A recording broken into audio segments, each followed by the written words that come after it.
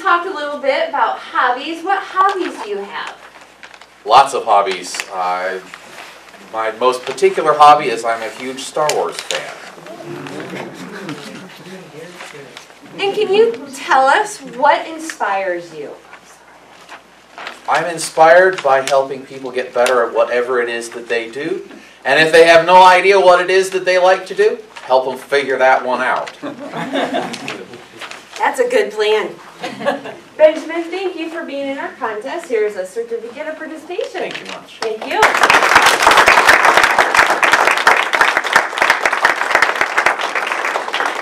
You'll notice contestant number 2 is not up here. She is also competing in the next contest. We will interview her in a little bit.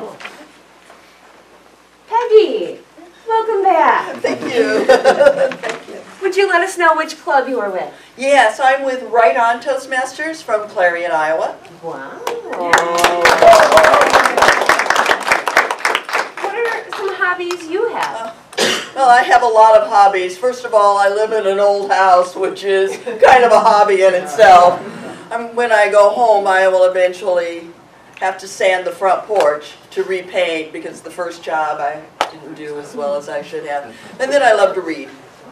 I love to read all kinds of novels and nonfiction, so I keep pretty busy with trying to fix up an old house. And spend a lot of time at Toastmaster events and other community events.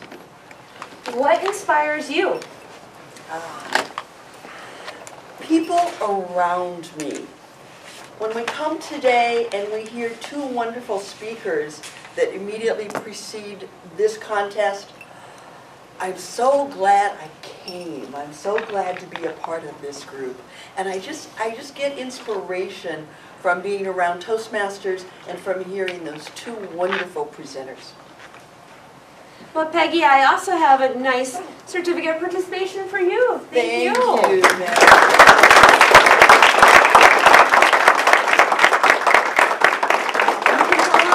I don't bite. Joanne Willers, would you tell us which club you are with? I'm from Action Toastmasters 65 on the south side of Des Moines. Would you tell us some of the hobbies you have? Well, as a stay-at-home mom, I do a lot of ferrying my children.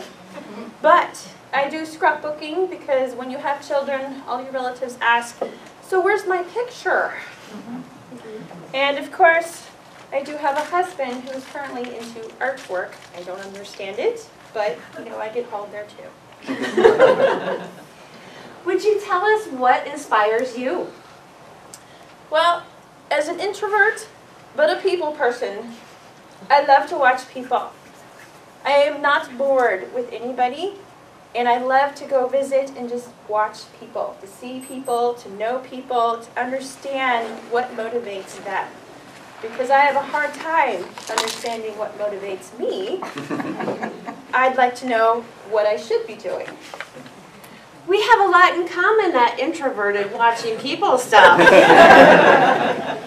Joanne, I have a nice certificate for you for participating in table topics. Thank you.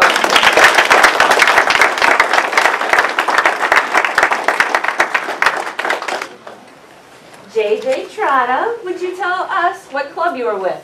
I'm with Sunrise Marion 3515. That's early. It is early. What hobbies do you have? I love any type of sport, so I try to play anything I can, from football to ultimate frisbee, but I've got 4 kids, so I've taken on their hobbies as well. So I'm better at soccer now, at playing with derbies, and watching animated films. So you were very happy to see Mr. Incredible here last night? Absolutely. I will get your autograph before I leave, so that they won't know any different. So. What inspires you? Well, I had the luxury of being the 4th in line to think about what inspires me, and as corny as it is, I do believe my children inspire me, and maybe not for the same reasons, but for the fact that they don't question when they eat things, and they'll try it for the first time. I hate trying new things, and just to watch them try it, even though they hate it at first or after they try it, it inspires me to try new foods. They're a lot more courageous than my kids are. JJ, I have a nice certificate of participation for you. Thank you. Thank you.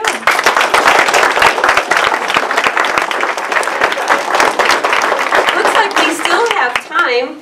Do you guys want to answer more questions from me? Look at them all, look at us. They're all running away. Oh. Ask if they're all first timers. Oh. Who's a first timer? Oh.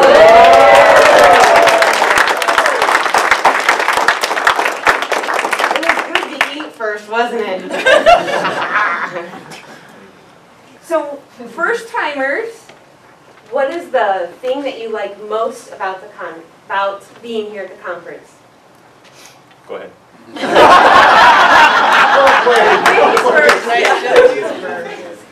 It's always interesting how much influence the person who organizes a conference has on what types of topics you learn about.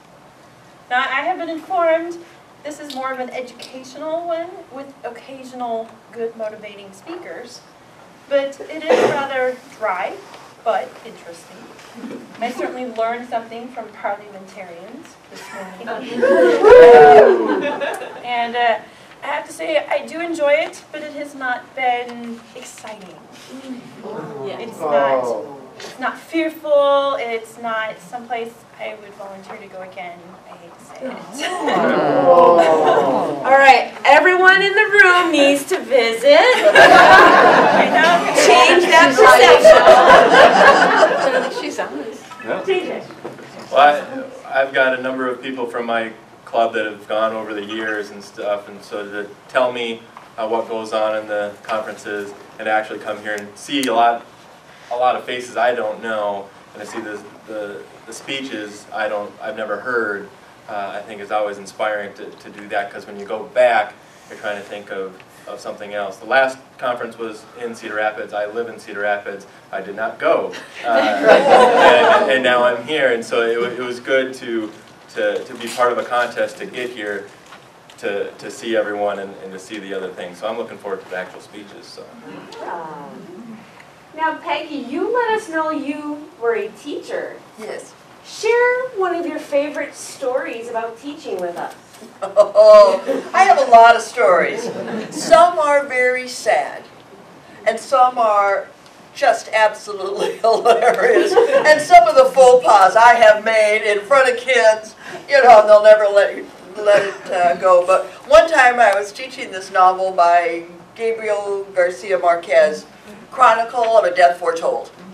And in this, the man is killed and they need to do an autopsy. The doctor went on vacation. The only educated person in town is a priest. So he cuts the guy open and sews him up. He's the most knowledgeable man in town, and they use baling twine. And about that time, we're reading this part, and I have kids kind of acting it out a little bit. This boy in the front row just hurls all over the desk, you know, the book, my shoes. It was just awful. And he was, of course, embarrassed, and everybody was ha-ha. Well, finally it came time at the end of the year to account for the novels. School budgets are tight, but I threw away that novel, and I was kind of called on the carpet. What'd you do with that novel? I threw it away. Why? Well, because the student vomited all over it. Oh, you should have cleaned it up.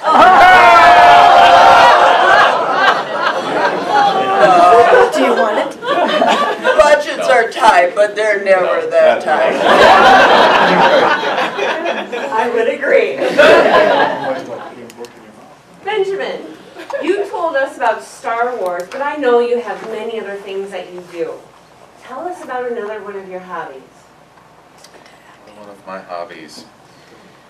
I'm a carpenter and a baker.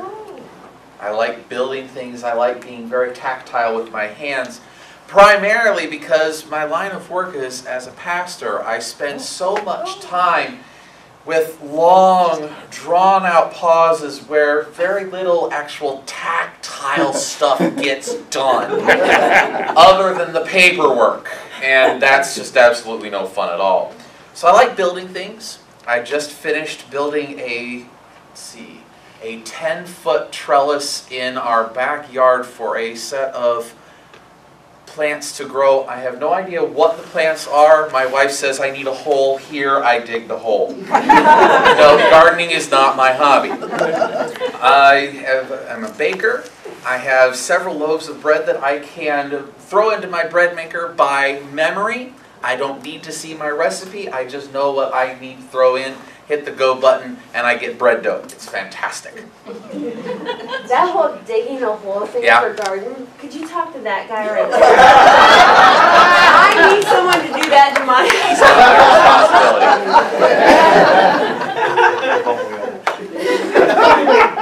Well, thank you everyone for staying up. Let's give the contestants another round of applause.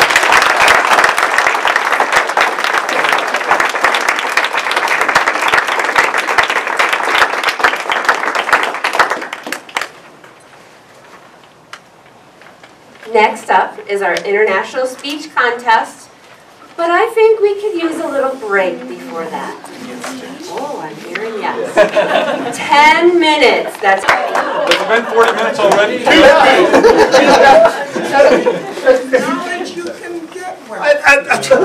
But if you got the money, you can buy well. That's right. That's right. And you can buy the smart people who will then tell you what to do with your wealth so that you can get smarter. Yes. Show me the money. And it shows you how much smarter they are than me because I would have gone for the money.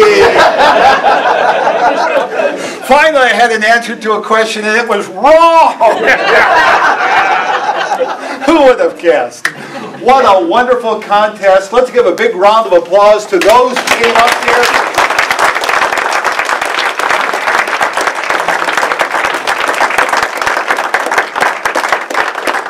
Sacrificed their self-confidence, stood up here.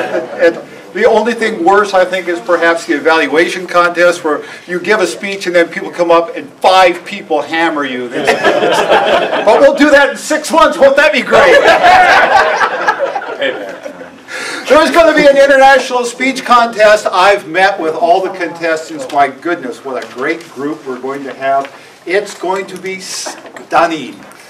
And we can have that event happen as soon as we get, oh no, not Cliff Shear Sr., but Mike Anderson, distinguished Toastmaster who was on the world stage just a year ago in Vegas, right? Vegas. And had such a wonderful time that he decided he wasn't going to do it again this year. But it's so nice to have the person who has been at that level up here giving comfort to those speakers who are about to come up here and take the same journey that Mike himself has taken. So a big round of applause. Distinguished Toastmaster Mike Anderson.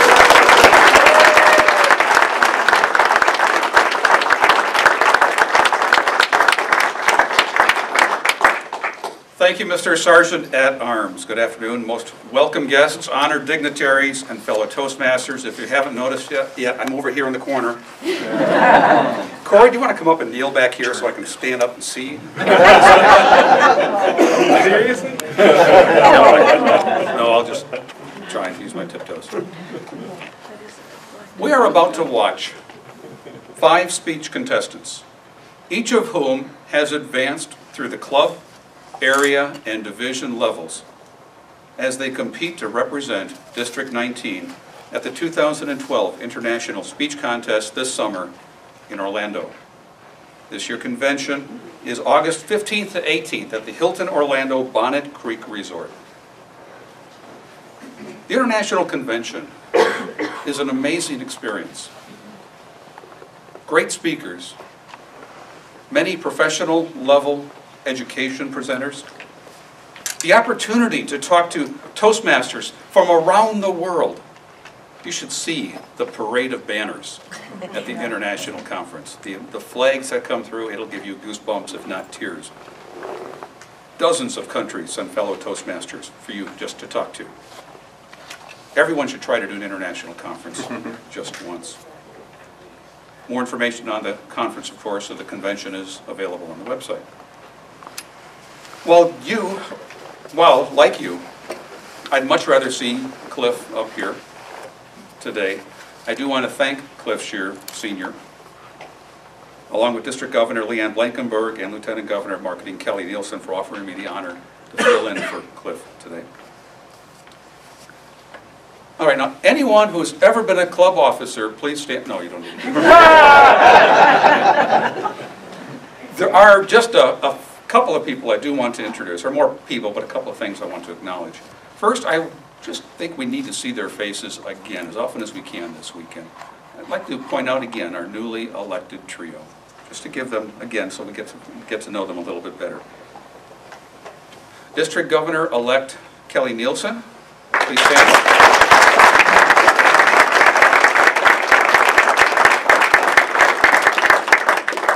Lieutenant Governor of Education and Training-elect Ann Chapman.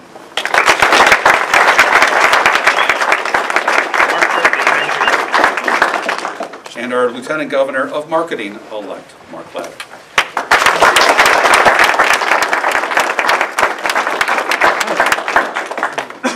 Now there's one more group I want to give recognition to. A group that I feel personally that is very important to recognize. People without whom we'd all be pretty much wasting our time here at the moment. If you are about to or have ever competed on the district stage, I'd like you to please stand.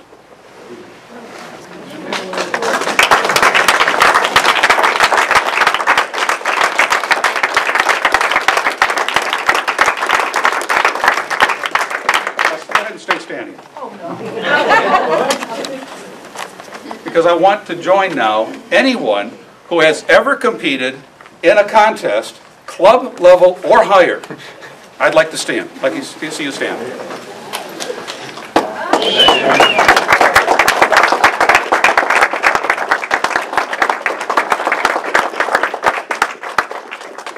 Go ahead and sit, but don't.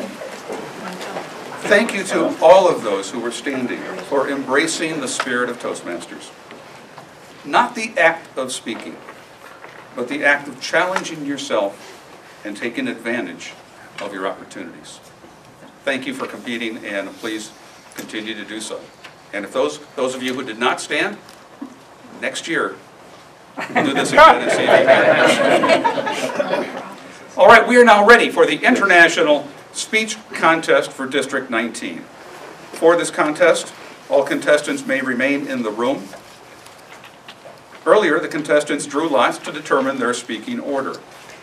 The order of the contestants will be Speaker 1, Brenda Bradley. Brenda Bradley.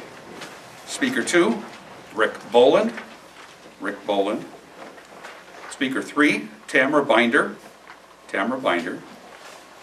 Speaker number 4, Callista Gould. Callista Gould. And speaker number 5, Ed Parker. Ed Parker. Brenda Bradley, Rick Boland, Tamara Binder, Callista Gould, and Ed Parker. Now for a review of the rules of the International Speech Contest, please welcome back our Chief Judge, Claude Hartman.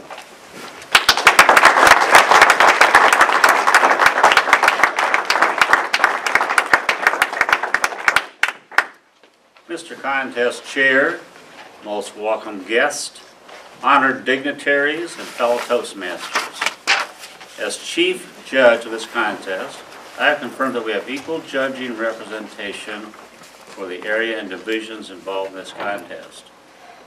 All judges, timers, and ballot counters have been briefed and are fully aware of their responsibilities. In addition, the contestants and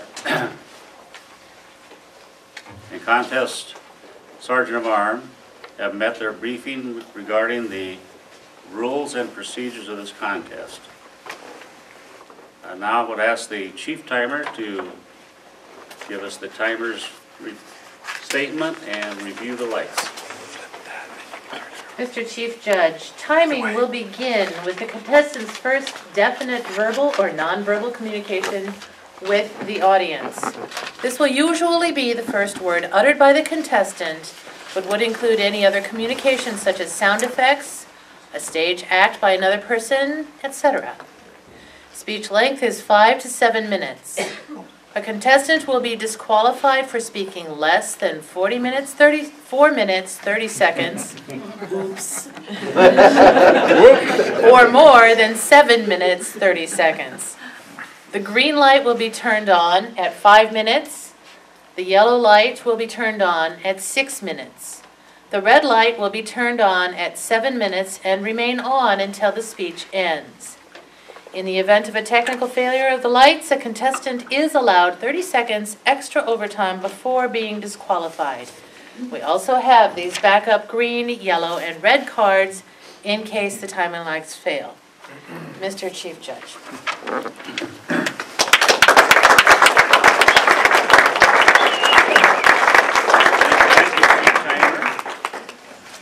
If it's necessary for anybody to leave the room, we'll be allowed to do that during the 1 minute of silence for the judging. And if you need to re-enter the room, the Sergeant of Arms will let you back in at the next 1 minute silence period. If anybody has any electronic equipment, please turn them off, cell phones, beeping watches, so on.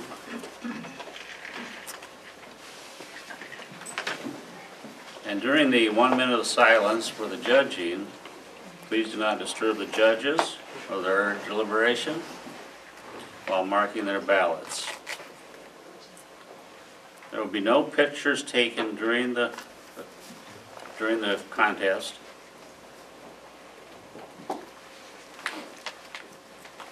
Protests regarding originality or eligibility are limited to the judges and contestants and shall be made to the contest chair or myself as chief judge prior to the announcement of the winners. With international speech contests, all contestants can remain in the room but may choose to remain outside the room. If they choose to do that, the Sergeant of Arms will bring them in at the time of their speech. Are there any questions? Mr. Contest Chair, let's let the contest begin.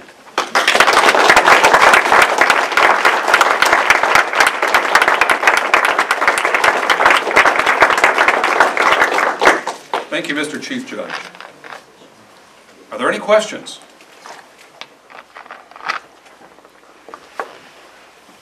Let's begin with contestant number 1, Brenda Bradley. The Globe. The Globe. Brenda Bradley.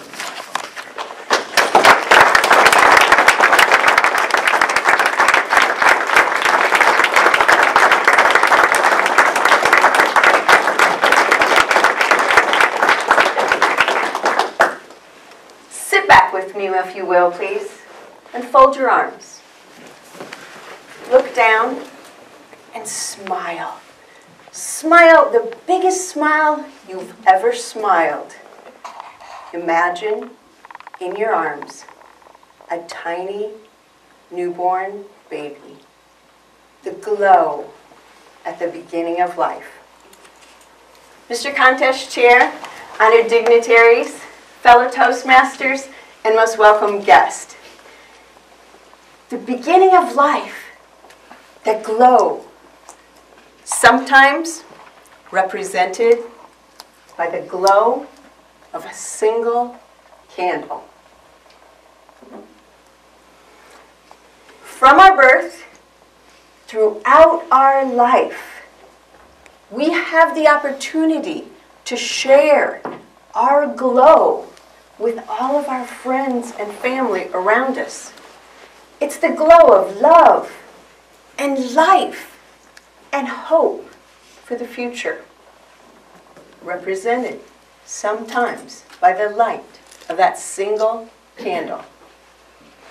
As a baby, we come a-kicking and a-screaming into this world. And our new life, like that candle, represents love and life and hope for the future. If you're born into my family, sometime during that first year, we'll gather all together. And on Christmas Eve, we will light Christmas candles, symbolizing our love and our life and our hope for the future together.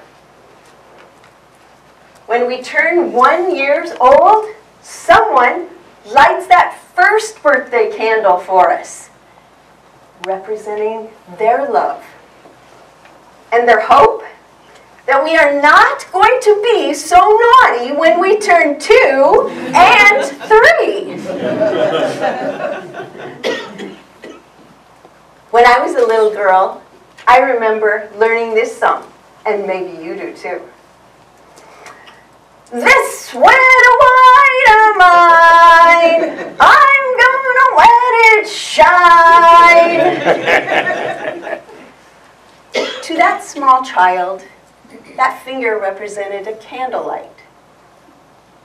To that family, that child represented the glow of life and love and hope for the future. Now, there are times in our life when it's as if our candle dims, our glow fades. I remember one such time, I was just a little girl. Now, I really was so excited because I got to go to the grocery store with my mom. We were going to get some milk, but more importantly, we were getting my favorite cereal, Frosted Flakes. We got to that store, my mom got the milk, and there it was. A great big box of Frosted Flakes. Now, if you grew up in a small town like I did, going to the grocery store was like the social event of the week. Everybody knew everybody who knew everybody's business. So we headed toward that checkout counter. Stop. Mom has to talk to Aunt Sally. Okay, let's keep going. This is an awful big box of cereal. Stop. Mom has to talk to neighbor Joe. I'm just a little girl. This is an awful big box of Frosted Flakes. It's getting heavier and heavier. My light is fading and fading. And finally, we made it to the checkout counter. Cha-ching! We got home. I enjoyed a bowl of my favorite Frosted Flakes. My light was restored. I was little, and that was a little problem. But it certainly seemed big to me at that time. From the time we're born until we take that final breath at the end of our life, there will be difficult times. And it's sometimes the glow of a single candle that reminds us of that light and love and hope for the future. It's those birthdays and weddings and anniversaries and Christmases that we gather together and celebrate.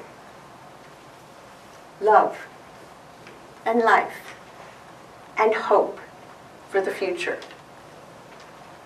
Sit back with me again and fold your arms. Smile again. You know what's coming. Smile the biggest smile you've ever smiled. I can see the smiles. I can see the glow on your face as you imagine that tiny baby in your arms. From the beginning of our life through till the very last breath that we take on earth, that glow in the baby's face is the beginning of life.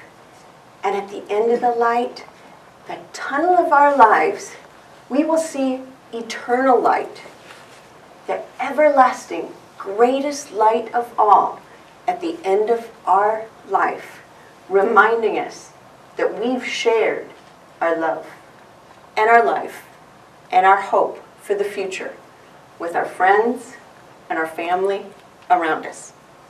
Mr. Contest Chair.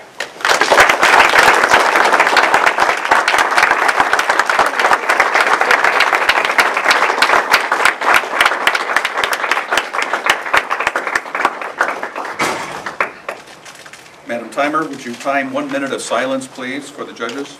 Contestant number 2, Rick Bolin, Toy Soldiers. Toy Soldiers, Rick Bolin.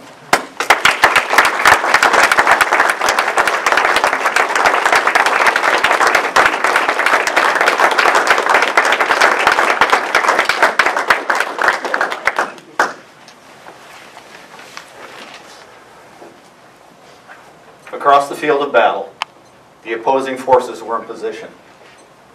To the south, the infantry formed a phalanx. To the north, the battalion was divided into squadrons, each protecting strategic topography. Everything was ready for the battle ahead. Everything. Everything's it. This general's horsey has a leg missing. Can I get another one out of the box, please? Honored guests, fellow Toastmasters, Mr. Contest Chair. I can still see, in my mind's eye, the battlefield spread out over my grandma's dining room table. I had to get on my knees in the big chair so that I could reach all my mostly gray army. I had a few green ones too because we were short. My friend Fred always took the blue army. I was a vocal one. At the height of the battle, I would yell, "Da da da da da da! Charge!" And I would make all the appropriate noises. Pew pew! Bang bang! And the occasional boom! My approach was primarily a war of attrition. I was willing to suffer significant losses in a headlong frontal attack. My friend Fred was the quiet one. I would look at him and he would go in a more elegant technical strategy. He would outflank, separate, and trap me. Despite more losses than wins, I enjoyed the game. It's funny how boys have a predisposition to one type of play that girls find stupid and boring. And that's why I never got to play toy soldiers at home with my older sisters. So I'm looking forward to going to Grandma's. Now, I didn't get to go often. There was a confluence of events that came together, starting usually with my mom having a meeting, almost always at church. My dad was always too busy in the field or with the cows. And my older sisters were in their 10,000 of extracurricular activity. I, being the baby of the family, I had to be kept out of the way. Grandma was always home, and the toy soldiers seemed to be the only boy-appropriate toy available. Fred and I got along perfectly. He never had much to say. As long as I knew him, he always had this sort of lost in his own thoughts expression. Oh, and he was kind. That stood out also. Time, being its inexorable self, marched on. I started school. My visits to Grandma dwindled. I saw Fred less and less often. And the toy soldiers, they remained in their box, at peace. One crisp autumn afternoon, my mom shows up at school. The teacher calls me out into the hallway. And I walked over to where Mom was. She got down on my level. This was something she never did. She put her hands on my shoulders. She looked me square in the eye. And she calmly said, "Your grandfather is dead." Frederick Gifford Boland, my friend Fred, had passed away after years of battling Alzheimer's. Now, I never got to know Fred the way other people knew Fred, but he must have known a ton of people. They tell me that his funeral might have been one of the largest they'd ever seen in Iowa County. His friends seemed to come from everywhere, not only to offer condolences and their sympathies, but to tell stories about his generosity. He literally gave somebody the shirt off his back once. They told about how he lived vibrantly and how he embraced life. His eulogies were effusive with adjectives like kind, generous, and a loyal friend. And I remember Fred that way. He was my friend. We liked to play toy soldiers together because mentally we were the same age. He was just bigger than me. Later in life, I learned that this insidious disease had ravaged Fred's mind, and that my father was constantly taking care of the humiliations that this scourge had forced upon him. He would escape the house naked, and Dad would have to track him down. His bowels became a traitor to him, and Dad would have to clean him up. And the wonderful man that Fred was gone. But at that time, I was too young to realize this. I remember Fred as the kind, gentle, loving friend who gave big, long hugs and was always willing to play toy soldiers with me.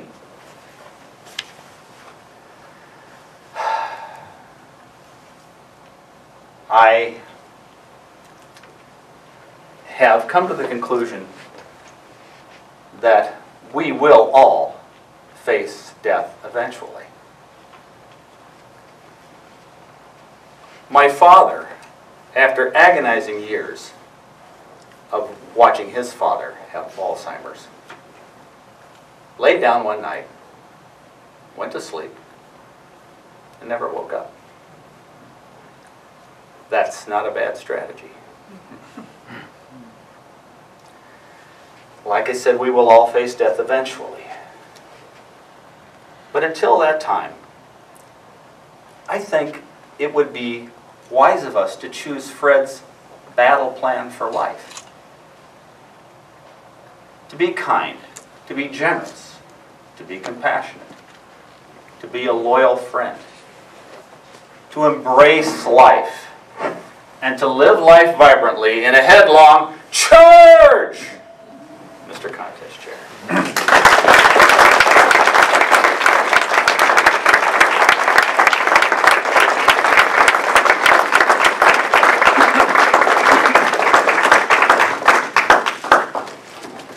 Very well. Madam Timer, would you please time 1 minute of silence for the judges? Your own superhero. Be your own superhero, Tamara Binder.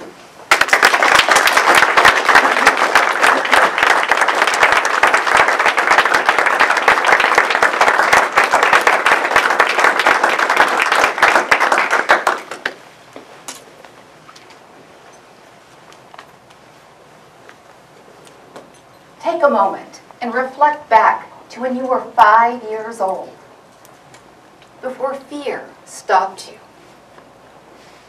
What did you dream about? Maybe being a pilot? Anyone? How about an astronaut? Anyone? Or a professional speaker? Well, I was much like you. I believed I could do anything. And I believed I could be that girl. Fellow Toastmasters honored guest and Mr. Contest Chair, when I was a kid, I really believed I could be a superhero. And I blamed this fantasy on my dad. Because when I was born, I was the fattest baby he'd ever seen. So he called me Fat Girl. Yeah, no self-esteem problems here. And there's not. Because this was truly a loving nickname that he used to help me to dream. And when I was very, very small, he would pick me up and lift me over his head and say, "Fly, fat girl, fly." And I would stick out my arms and I would soar, just like a superhero. And I really believed I could fly. So when I was 5, I went to the linen closet. I pulled out my superhero cape. I tied it around my neck. I climbed up to the roof of the house. I stuck out my arms, and in one giant leap, I found out fat girls can't fly. But even then, Fat Girl knew that you have to leap to know how high you can fly.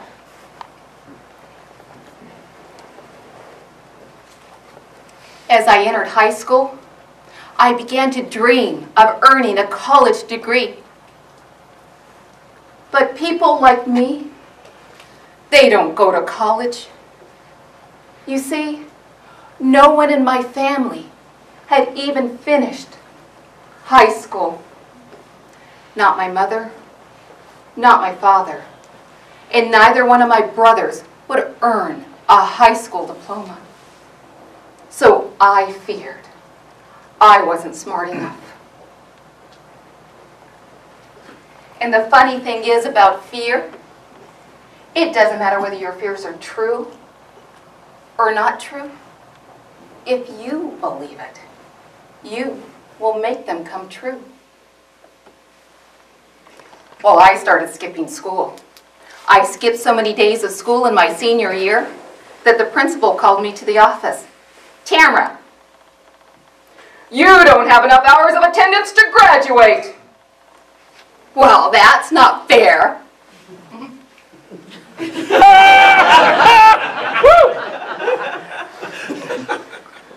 But even then, I knew it was fair. So when Fat Girl wanted to fly, I accepted my penalty. And I sat in Saturday classes until I qualified for my high school graduation.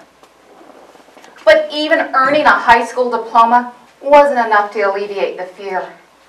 So I started hanging out with a couple of guys who were looking to get their portraits on the post office wall. Yeah, I was cool.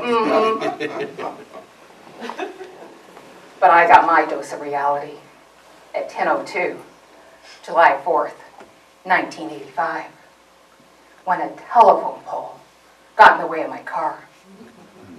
That girl crashed and hit the ground hard. And you want to know the worst part? Is that I didn't even have the courage to leap. After my trial, my court fines, my driving suspension, I knew if I ever wanted to learn to fly, first I must learn how to leap.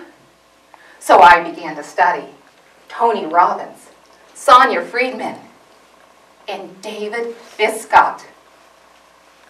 Can I tell you one more thing? Can I tell you a secret? I called the Psychic Network.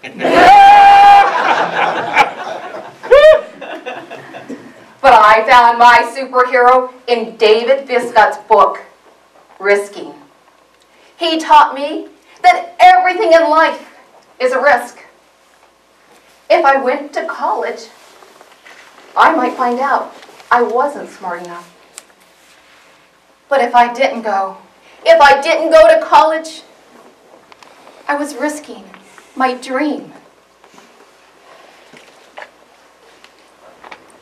What fear stops you from leaping?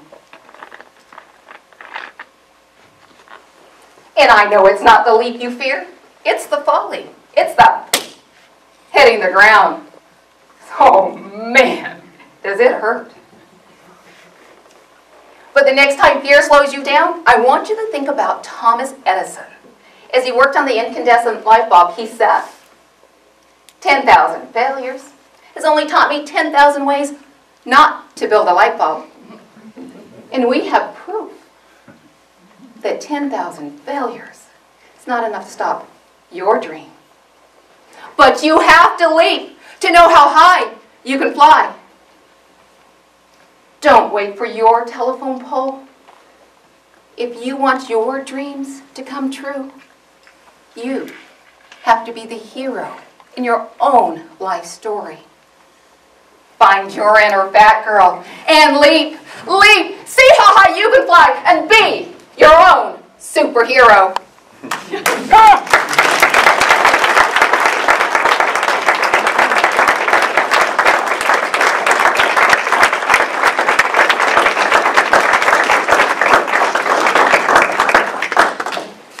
Callista Gould, the F word. The F word, Callista Gould.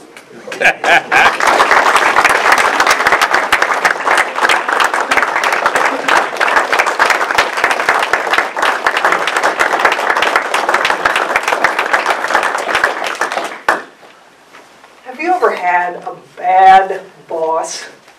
One that just, made your blood boil? Mr. Contest Chair, friends and Toastmasters, early in my career, I worked for an awful human being.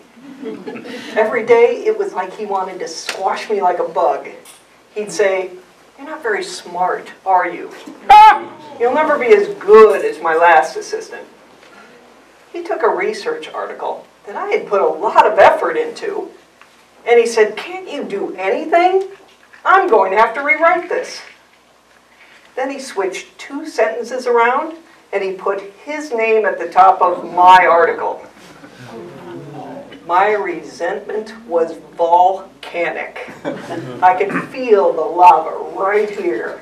My face was getting hot. I was starting to shake. I was seething with anger as I faced down that boss, and I went down the hallway to the bathroom and cried.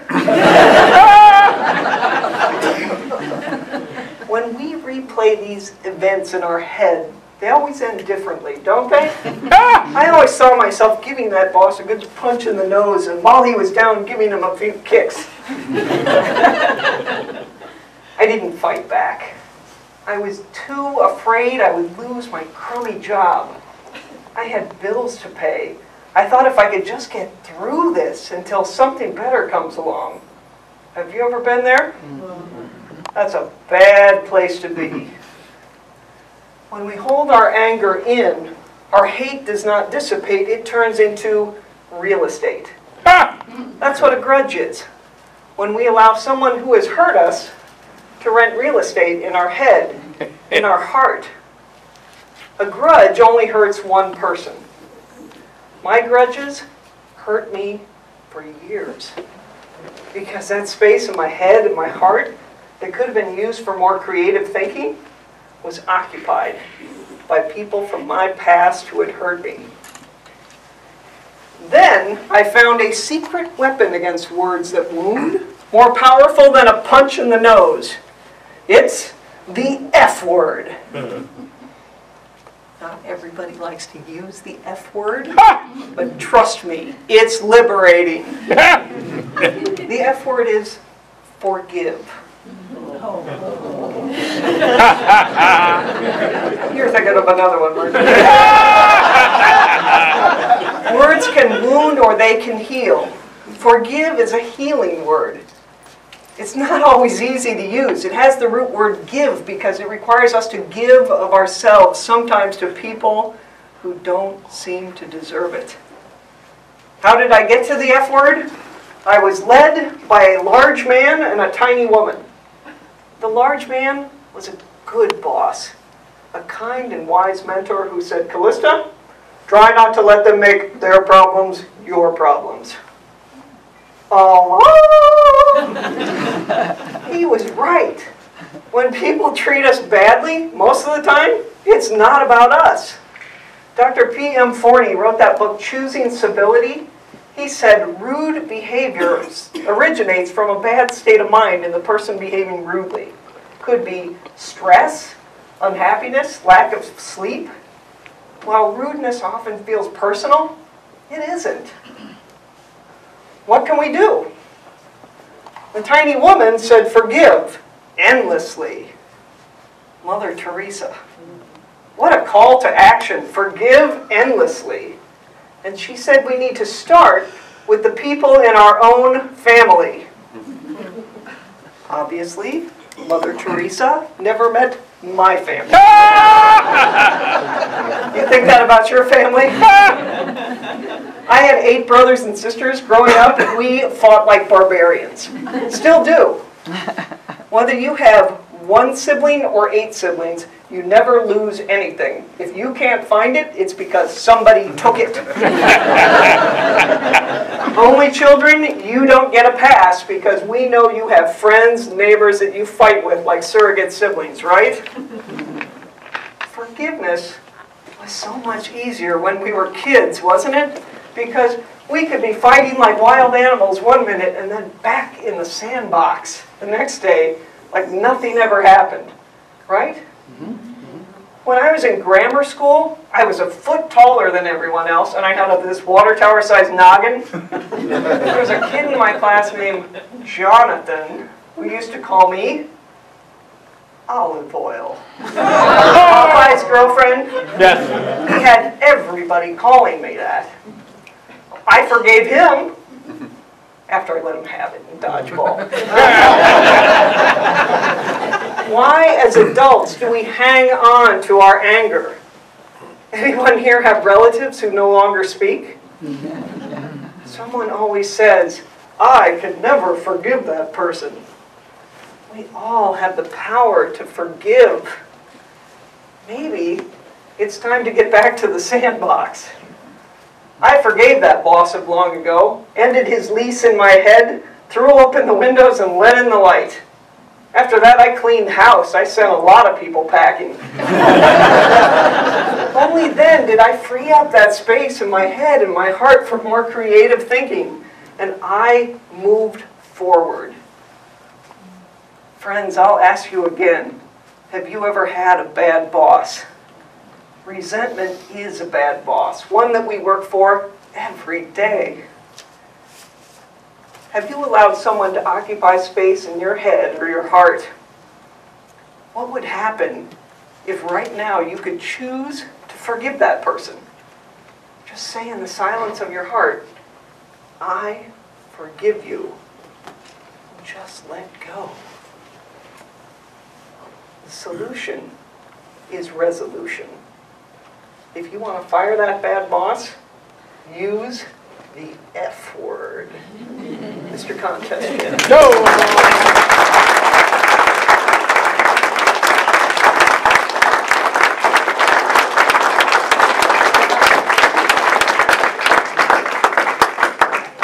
Number 5, Ed Parker. Less than a second. Less than a second, Ed Parker.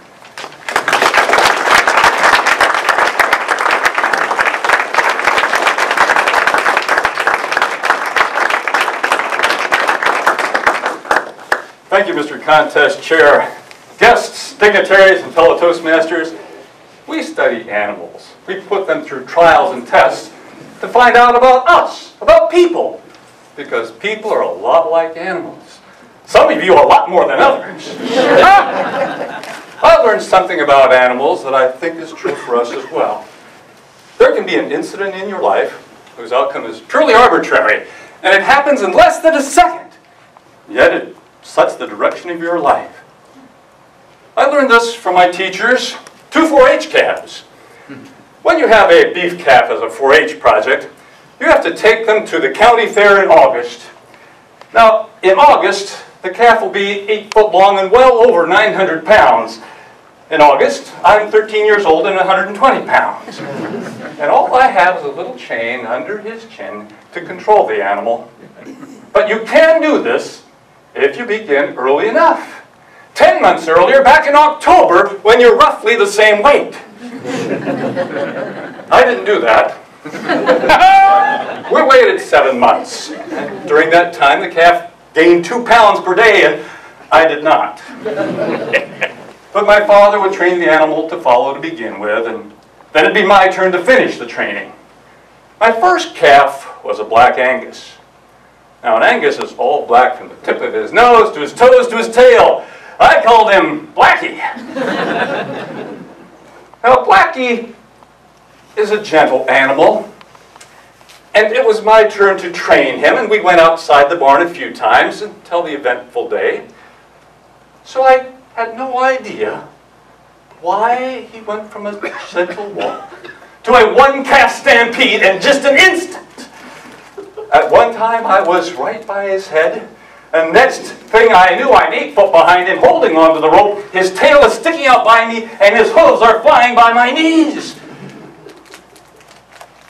I was holding on to the rope, being propelled along. I wasn't running. All I was doing was picking up my feet, but it looked like I was walking on the moon. That rope was connected to that chain. The only thing I could do would be to tug on the rope. Would he even feel it? I've heard of 4-wheel drive, but this was a 4-hoof stop.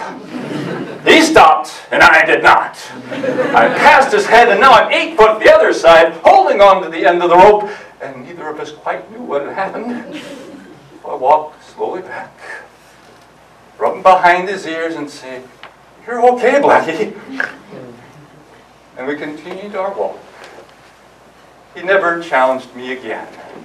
He had one shot at freedom, and now it was over. But I know what could have happened in less than a second. The rope could have slipped from my hands, I could have stumbled, his hooves could have hit my knees, and it would be a completely different story. More like the second calf. My second calf is a Charolais. Now, a Charolais is all white, so I called him Charlie.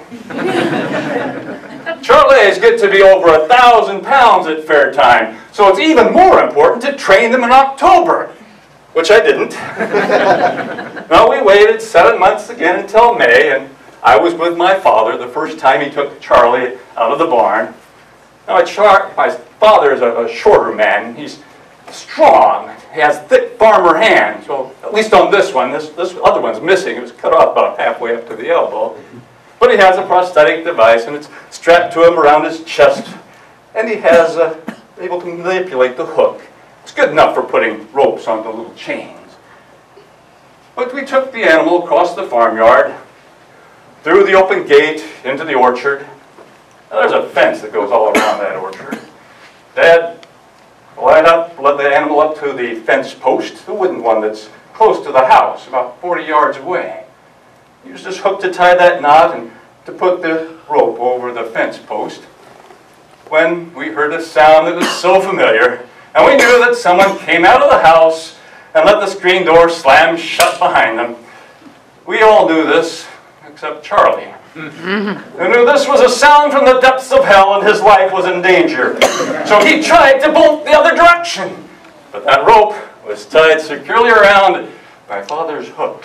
He plummeted backwards, drug along the ground, his shoulder hit a tree, the strap broke, Charlie jumps over the fence with a demonic arm close behind. Yeah, we caught Charlie, recovered the hook. A few days later, we took him out of the barn again, and I was right there by his head holding on to the rope, convincing him it was my strength alone pulling him along, when the other end of the rope was tied to the tractor.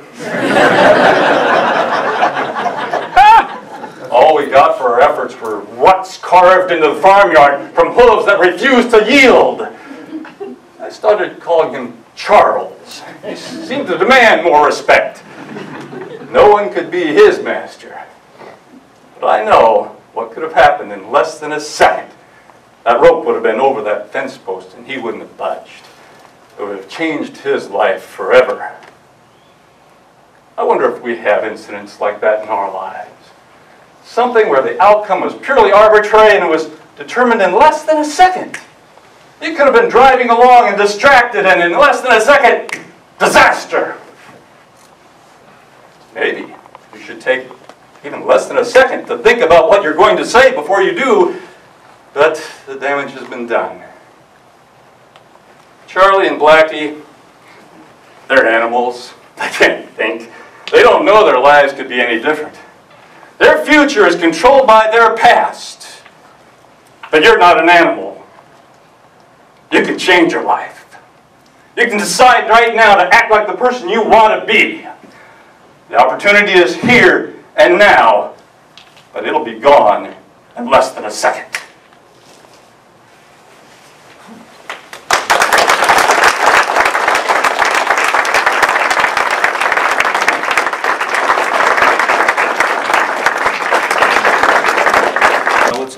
supervisor reports? We do.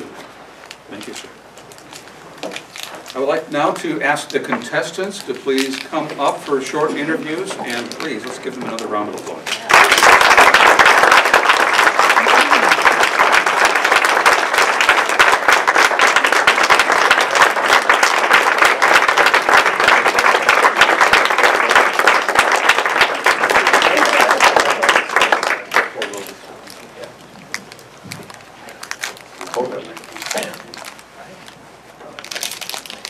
Brenda Bradley, can you tell me which club you are representing? I'm from Whitmasters in Sioux City. And that is what division? That would be Division A.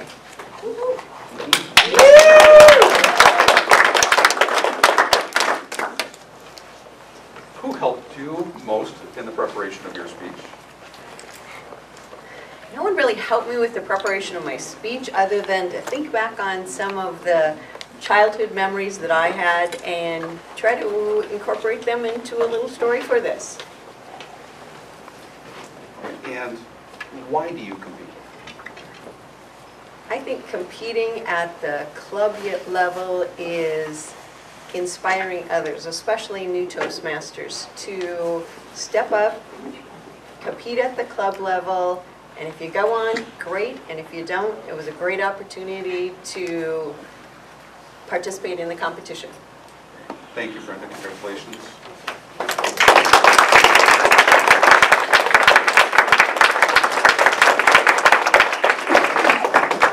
Rick Boland. Rick, what club are you representing and what division? Division B, River City Toastmasters 5654.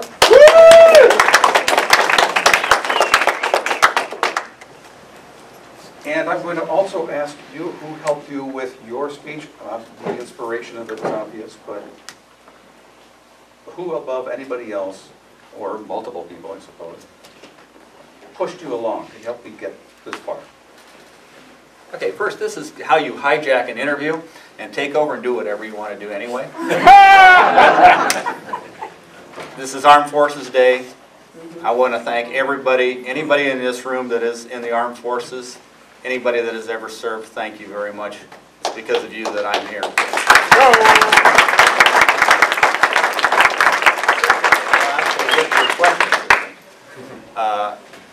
Corey May got me into Toastmasters, so I'm going to blame him. Ben Traxel, Meg Schneider, Andrew Smith, other fellow Toastmasters, my fellow River Cityans, all helped me with my speech. All gave me critiques. I wouldn't say that they smashed me, but they did a very good job with that. But most importantly, my lovely bride of 38 years, Deborah Boland, right back there.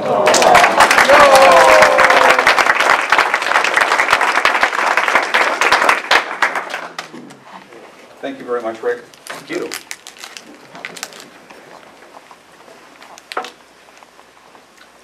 Tamara Binder.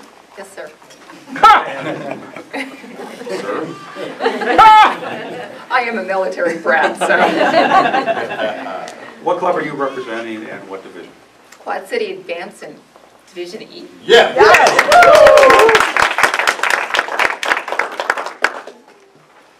And who was your motivation behind your speech? Who was my motivation? I'm going to say partly my dad, because the story is very true. And I'm probably, hate to admit it, but I did jump off the house trying to fly, and I did break a foot. So anybody with little children out there, don't teach them to fantasize about flying. I know a speaker can develop a love-hate relationship with a speech over time. You do. Why is this speech important to you? The book that I mentioned, David Viscott's Risking, it did absolutely change my life. I was kind of a screwed up kid for a while, and in many ways, not only jumping off the house, but I did a lot of things, and he changed my life. He gave me the courage to go back to school. He gave me the courage to create a career. And I hope that I can inspire somebody to let them know that they can do it too. If somebody screwed up as me can do it, anybody can do it. All right, thank you. Tamara Binder, and here's a certificate for both contests, one for each.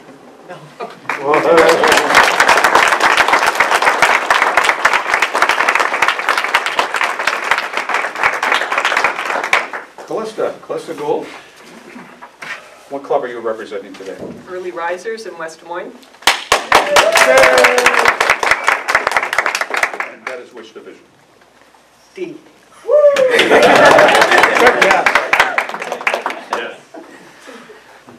And how about you? Who would you thank above anyone else for your being here today and with this particular speech? Steve Brown. No, just all the early risers. I've got a really, really good club, and what the truth is, I'm not the best speaker in the club. I'm just the one that competes, because there are a ton that are better than I am in that club. It's really incredible. They bring really funny stories to the club. One guy had a story, he was an insurance person, he had a story about the garbage truck went out of gear and rolled down the street and knocked the house off its foundation. It was in Clive. And so he told that story because he was the insurance rep. You just get really incredible speeches. What have you discovered about your own abilities preparing for this speech? This topic was actually kind of important to me because it's something I struggle with. Forgiveness. Many people would not know this about me, but I have a very bad temper. Oh my goodness. I'm one of those people. Yeah. You ever have that grade school teacher that's all very docile and everything and has no personality, and then all of a sudden some kid sets them off and they just go nuts? Oh, that's me. I actually broke a kid's nose in middle school. Whoa!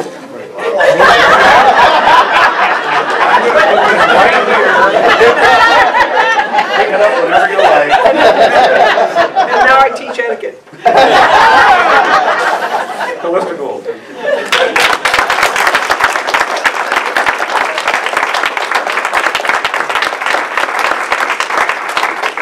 And Ed Parker.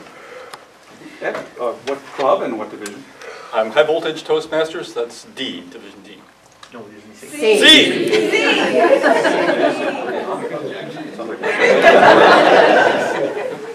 C. All right, and what about your speech? What was the driving force, either in the topic or in your presentation? Who pushed you here? Well, you have to realize that after you show the animals, it's just a matter of days before they become hamburger. Charlie and Blackie gave their lives for this speech. I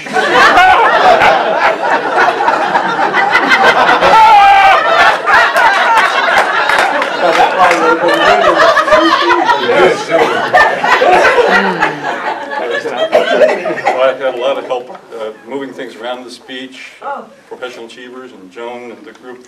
I didn't have much of a point. I just tipped it in and they said you got to develop that.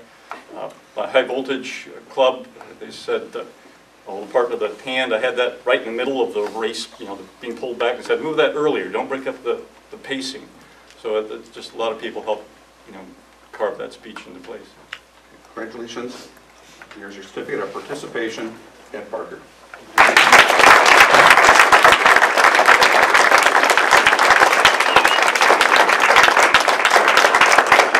One more full round of applause for all of the contestants.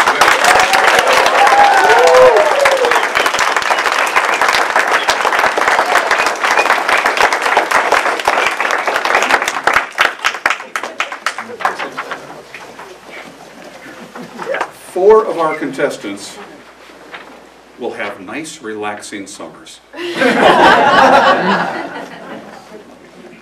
To find out which of our speakers will instead have a summer filled with anxiety and exhausting preparation, please come to this evening's banquet.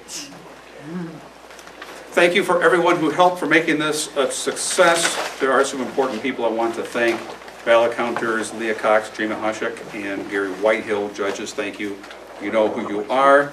Timers, distinguished Toastmaster Martha Hedrick-Letta and Kristen Bruckman. Paper Wrangler and Chapman. Sergeant-at-Arms, Jamie Ward. Yo! Is he back somewhere? He's gone? He did his job, he left. And Chief Judge Claude Hartman.